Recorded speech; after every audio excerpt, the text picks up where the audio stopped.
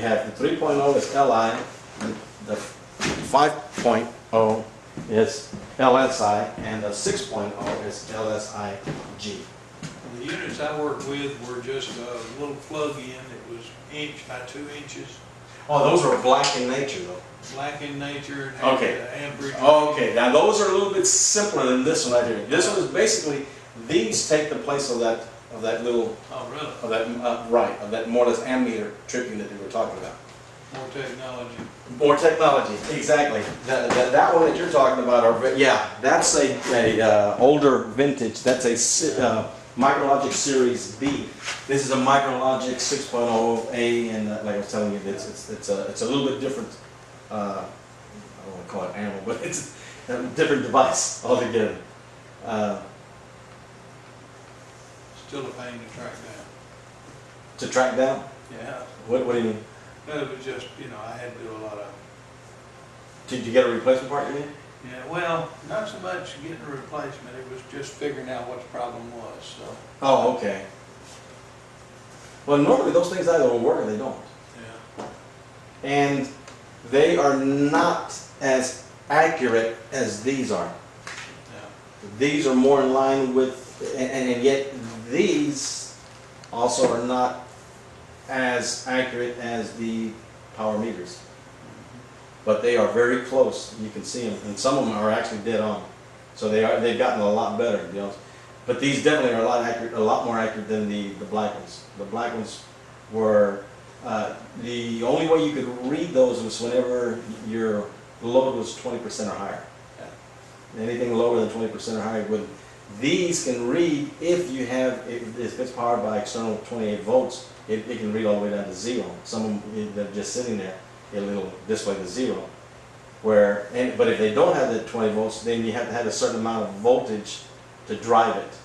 So it's got to be a certain amount of voltage to drive it, and once it gets to that voltage level, some of the other, it's actually it'll display. But it's if you don't see a display on there, it's probably you don't have that external 24 volts on it. Water soaked board, the same thing. You got to check and clean, and actually contact us because we're going to have to do the inspection and find out. So that way we can honor your warranty, but it's going to have to really have all the stuff replaced. Here's a list of the stuff that recommend replacement and then some that doesn't and stuff. But like I told you, if you look at the right hand corner, the majority of it is and we get that actually NITA has a listing almost identical, okay, if not less than ours. So you can go to a NITA site and get basically the same information.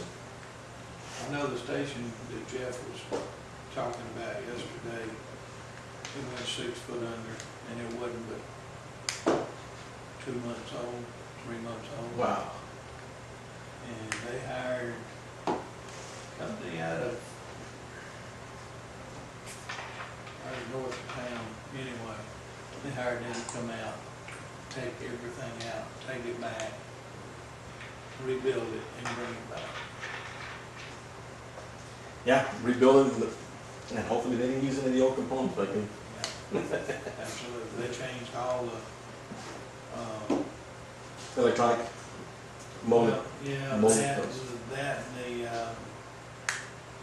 it reads your amps. Ammeter, CTs. Yeah, the CTs. It goes around the wiring. Yeah. They replaced all of Yeah. those. Yeah. Oh God.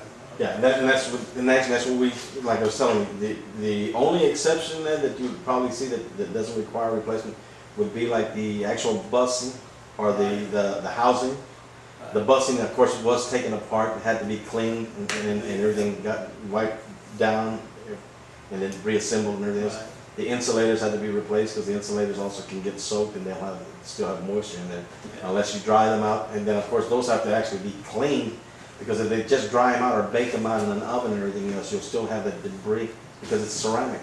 Yeah. And it'll absorb all We've seen that that. crap. Huh? We've seen that. What's that? When they just Baked the ceramic wires and all. still had, Yeah, you're still gonna have moisture, stuff like that in there. Yeah, they just, it doesn't work. And we can't get that through people's mind, well, it's dry. Yeah, it's dry, but now you got all that crud and crap on there. Yeah. So you got dry crap. Oxidized. Well, yeah. You know, it gets oxidized and it doesn't make good Right. contact. Right, right. Well, I'm talking about as far as on like on the ceramic insulators and stuff like Oh, that. yeah. You know, it just, if you look at a brand new insulator versus an insulator that's been cleaned or that's been dried actually after it's gotten wet because it's dirty and it hasn't been cleaned properly, you're going to see the difference immediately. Yeah. It doesn't. And that's where the alcohol really comes in good in this, because you can soak or drench those insulators and brush it off with a paintbrush or clean them off with a rag and everything, and the insulators will be clean. The alcohol is going to evaporate immediately, and it's not water. So it's not a water-based product that'll stay and seep in there that actually will conduct or anything like that. Or water displacement sprays, okay? So the intent of it is to, make sure that everything is dry and clean. And of course, using a measure, it says 500 to 1,000 voltage for 1 minute, face to face, face to ground. Record it, anything less than 0.5 meg or half a meg. Okay. Here's that Power Logic circuit monitor. And this one we're going to go really fast and well also, because it's basically the same thing as the power meter, except it's a little bit, got more components to it. Right, smarter. Here's your voltage inputs. Here's your current inputs. The control power goes here. It's got the live LED right here. This is for the RS-232. Then it has the XYJ and some other feature here. Then the RS-485 is right there. Input outputs are right there. Additional circuit card for inputs and outputs is right here. To troubleshoot this thing, it's very simple. If you walk up to the display is not lit. There's 3 things that could be wrong with it. It could be this itself, the display, or the cord.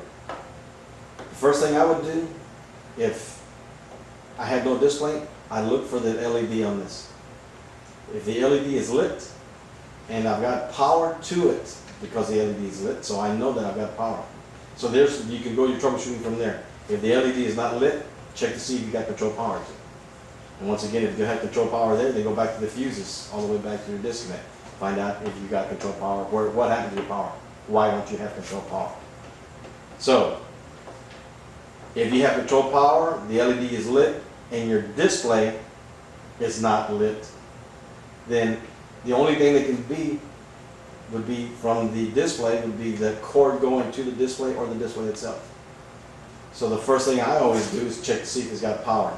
If it's got power, the cord is already tied down, so I don't want to mess the cord and take it out, because you got to break all those stuff and everything. It's got 4 screws that you can take off the face of that deal. Disconnect that little phone cord from it, and then I'll take it to another one that actually works. Plug it in there, and if my display works, then I know my display is good. The thing that's bad is the cord now, so I have to replace the cord. And the majority of the time when the cord goes bad, it's on this little, like the phone cords. That's where it goes bad on you. And you might be able to go back at times and hit it or put it back on there again, and it'll work again. So it was the corrosion or contact on that cord at that end that caused it, or it might be at the other end as well.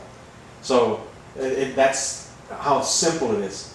And if you find that the power, and these things can go bad and actually display wrong. So they'll display something or the other when they're working or not working. Make sense? So they're going to display all together, because I mean, if it displays, it's not working properly. So if it doesn't display, it means that this thing has gone bad, even though you have a green light on there and everything. But the majority of the time, with the green light on, your display is going to come on. And I've yet to see a bad display. So I've never encountered bad displays. I've encountered problems with the meter, and they call this the meter itself, the monitor. Encounter problems here and the cable, but not display to this point. Could you take a separate cable and plug it into that? Oh, absolutely. And then you Sure. into the display? Yeah. And that way you have a different cable, if you had a spare one. And, and my whole deal is this, that's why I took, the reason I would take the Right. display is because at a facility, they don't have extra stuff, but they have extra meters that are installed. Because you might have double-ended meters. And even if it's a meter and another piece of equipment, the display is going to be the same. I can use the same display. So by removing it there, I can take it anywhere, unplug it from one that's working, and plug it directly right into it, and I'll know. But yeah, if you have a spare cord, that'd be the easiest thing, because then you can just directly plug it. Oh yeah, I'm plugging off of both ends, plug a new cord, but you got to make sure that cord is working as well, though. That's the whole thing about it. So you could take it to an existing one that's working, check your cord, see that it does work, then come back to that one and troubleshoot that away. So yeah, there's several ways you can do that very easily. And when it comes to the maintenance, there's a kind of a troubleshooting chart in the back as well that lets you know.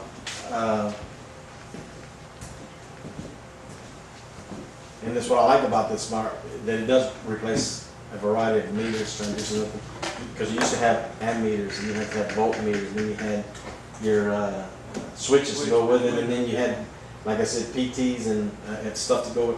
You don't require that anymore. That's what they're talking about, those transducers and stuff. You can do 50 meter values plus minimum maximum display. Here's some of the real-time readings. So in essence, these are some of the sub-menus or menus that you have in here. So if you start looking at that, you know, that's a heck of a lot of menus in there. Heck of a lot of information.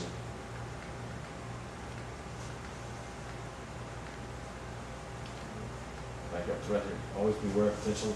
And we're talking about control power here, so even here you should be aware of PPE, because that 480 that's coming into that disconnect into the top of that meter, that 480 that's coming directly from those. So you do have that potential there as well, once again. So The arc flash. The arc flash on that, exactly. It might be minimized a little bit there because you got number 10 wire or number even 16 gauge or 18 gauge wire, but it's still there no matter what. See, these are the numbers again. So there's the one we're talking about, the voltage inputs. The KYZ, pulse output. 3 is the display COM port. It's kind of, the numbers are a little bit hard to see there. 3's up there on the top right. Second in. 2, 3 right here. No, right there. Right there, yeah, there it is. And the, like I said, 5. 5 is the one to the left there. The long one sticking up. That one Oh, right it's there. taking one from the left. 7, 5 right here. Yeah. Okay, and it says that that's the, oh yeah, power LED. No, I was looking for number 4 is the RS. Right here, right there. 4 is, the RS 485, I said RS 232, and it's 485. I got my 485s and 32s wrong. I was thinking that was the 485, and that's not, that's actually the display. Right. And that's for the display. That's the one that has a little phone cord on there. 6 is that maintenance LED. Yeah, it's up there by the LED. Right in there, yeah. Next one over. 6 right there, yeah, there it is. 7 is the access door. Control power supply connector. 8 is right there. 9 is that option card. 10 is the current inputs. I don't know why they don't go just numerically right down the line. It makes it so much easier. And this is the actual parts of the display. You have 2 types. What you have out here is the LCD. It goes to sleep, and all you got to do is hit any one of the buttons, and it'll actually illuminate. This one, the same thing, but it's got like a black background, and it has the green, kind of neon looking, and it actually has an infrared port. And when this thing goes to sleep, if you just wave your hand in front of it or something like that, it'll actually wake up at that point. Or you can depress some buttons and it'll do the same thing. But normally that's all you need to do. So if you ever see this type and you happen to walk up to it and it wakes up or it displays and say, "Oh, what happened?" You understand that that's what it is, it's just in that sleep mode. Motion. Yeah, sleep, we'll call it a sleep mode. And the buttons are gonna be the same for this and this one, except for this has up to 6. So it goes 7 and then 8.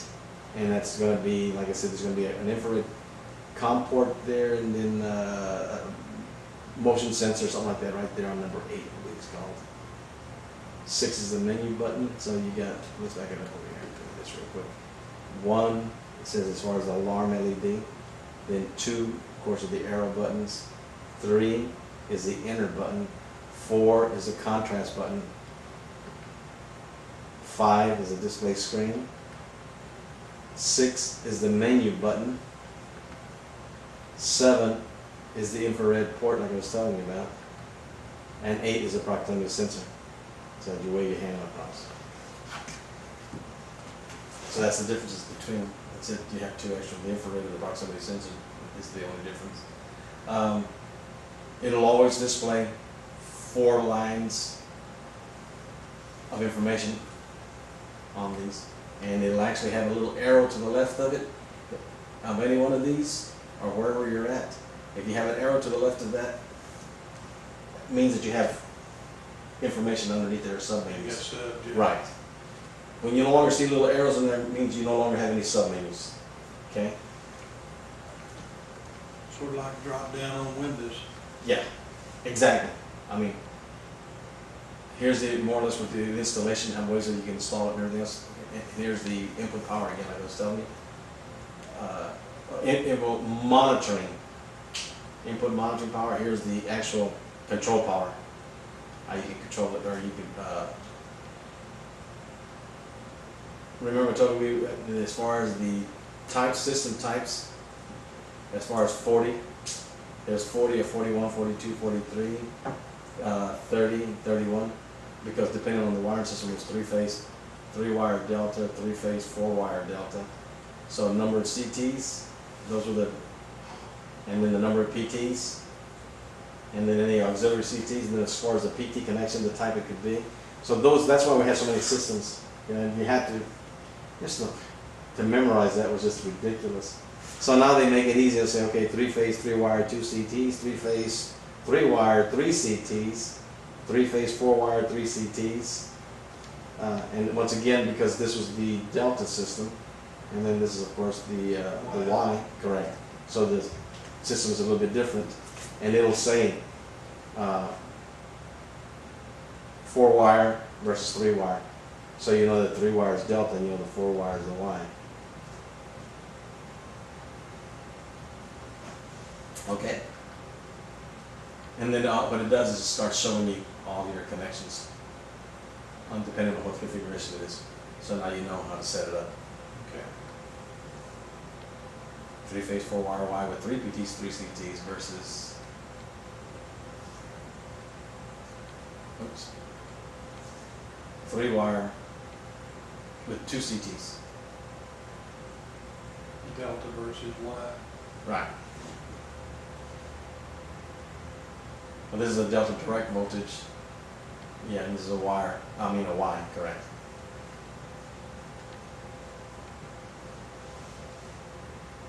I already told you that 4 lines of arrow indicates scroll up or down.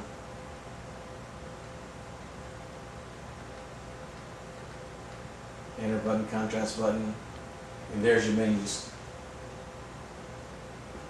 Okay. Under meters. So if you go in here and you can immediately check and see and say, you know, okay, oh, hey, look, here's setup, and I go into meter to set up my meter. So there you go. Yeah, I know that I would end up having to go into the setup submenu or setup. Excuse me, off the main menu, go to setup to be able to set up my meter, and that's where my CTs and PTs are going to be at. And of course here it's already explained it to you as well. The main menu contains options for setup, meters, accesses meter values, minimum, maximum, view alarms, input, output, resets, setup, to set up circuit monitor, parameters, CT, PT ratios, etc. Diagnostics. To access the setup menu, factory password default is 0 again. And it has, the setup menu has the following options. So if there's telling you where, a while ago it said what it had in there as far as CTs, PTs, and everything else, but you still even have some more there right there. Time, display, communications. Because you go in date and time, when you go into the meters, we're going to have your PTs and CTs and everything else. There's a minimum setup for a meter operation. That's normally what we do. We did out there yesterday. Date and time on the CT and the the PM 850 and the CM 3000 were off. So the electric, what's his name? I forgot. Jeff. I'll let him go ahead and set it up at that point so he can get the experience on it. Yeah, he's gonna be the one monkey with them, so. Right. And that's configuring the circuit monitor, how you go in and set it up and so forth. Once it's programmed, perform a wiring and test to verify proper. If it's up and running, it's running properly, so it's wired properly, so you don't have to go in there and do that. Once you program it, that's it. You're done with it. And this is, I was just going to the diagnostics menu. Perform the test now. Okay, configure. Here's messages that you could get while it's doing the configuration, and it'll tell you what might be the problem and so forth with it. So this is when we first initially start with it. Troubleshooting, this is what I wanted to show you. Oops, back up. If issue still persists, call 888-SQUARE-D. But here's the possible causes to whatever potential problem you might have with the possible solutions. Okay.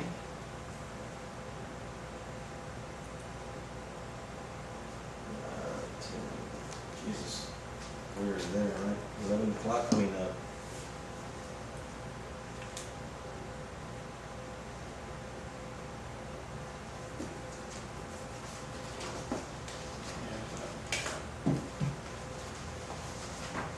okay, that's the circuit monitor. As we covered the QED circuit monitor. The next thing was the, what do we have, the last one here? That's pad mount transformers. What do you need to know about pad mount transformers? We don't monkey with them. Right. I mean, the only thing you might have to be concerned about would be as far as when you do testing on them. Do y'all do the testing at all? Okay. That's what Greystone's for. Okay.